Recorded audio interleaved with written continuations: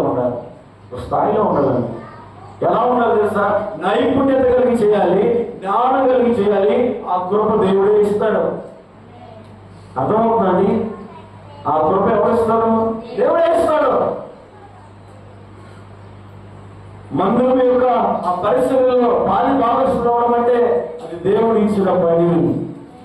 దాన్ని నిర్లక్ష్యం చేయకూడదు. సరే, దేవుడు కోరుకుంటుంది, ఇలాంటివి కోరుకుంటున్నాడు. నీ దగ్గర మంచిగా పాటలు పాడాలని, మంచిగా ప్రార్థన చేయాలని, మంచిగా అనేకులకు వెలుగుగా ఉండాలని, మంచిగా నువ్వు ఆశీర్వదించబడాలని, మంచిగా నువ్వు ఆత్మీయతలు ఎదగాలి. ఎదుగు బుదుగు లేనట్టు ఉండకూడదు.